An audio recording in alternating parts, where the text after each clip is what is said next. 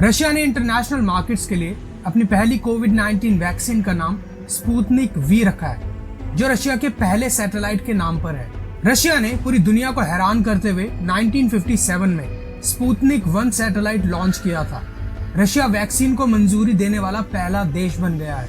Russia ने कहा कि इस वैक्सीन की 1 अरब खुराक के लिए 20 देशों से ऑर्डर मिल चुके हैं। 4 देशों में अपने सहयोगियों के साथ रशिया हर साल इसकी 50 करोड़ खुराक बनाएगा। उन्होंने कहा कि Latin America, west and south Asian countries ने इस टीके को खरीदने में रुचि दिखाई है और कई कॉन्ट्रैक्ट्स भी किए जा चुके हैं। इससे पहले रशिया के राष्ट्रपति पुतिन ने कहा कि इस सुबह दुनिया में पहली बार नए कोरोना वायरस के खिलाफ वैक्सीन रजिस्टर्ड हुई है।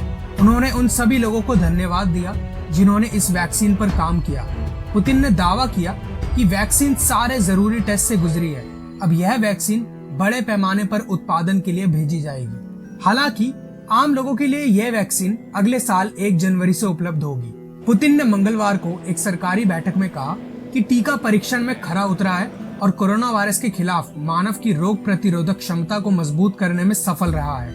उन्होंने कहा कि दुनिया के लिए इस महत्वपूर्ण टीके का बड़े पैमाने पर जल्द ही उत्पादन शुरू किया जाएगा। रशिया के राष्ट्रपति ने कहा कि उनकी 2 बेटियों में से एक को यह टीका दिया गया है। पहली खुराक के बाद उनकी बेटी को हल्का बुखार हुआ था। दूसरी खुराक के बाद भी हल्का बुखार हुआ और उसके बाद सब कुछ अच्छा हो गया और एंटीबॉडी बढ़ गई।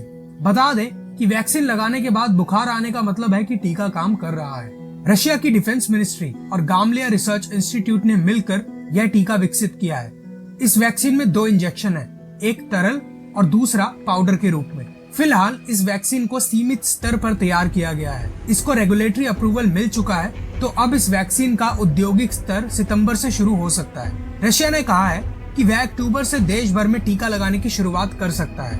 अमेरिका समेत दुनिया भर के अनेक विज्ञानी रशिया के इस कदम को सुरक्षा के लिहाज से संदेह की दृष्टि से देख रहे हैं और तीसरे चरण के परीक्षण से पहले टीके का पंजीकरण करने के निर्णय पर सवाल उठा रहे हैं। किसी भी टीके का तीसरे चरण का परीक्षण आमतौर पर हजारों लोगों पर महीनों तक चलता है। अमेरिका के हेल्थ मिनिस्टर एलेक्स अजर ने कहा कि दुनिया की पहली वैक्सीन बनाने से ज्यादा इम्पोर्टेंट सुरक्षित और कारगर वैक्सीन बनाना है। सुरक्षा से समझौते को लेकर जारी आशंकाओं को देखते हुए WHO पहले ही रशिया को आगाह कर चुका है। WHO ने पिछले हफ्ते रशिया को सुझाव दिया था कि वह सुरक्षित और प्रभावी टीके के विकास के लिए उसके बताए मानकों पर चले।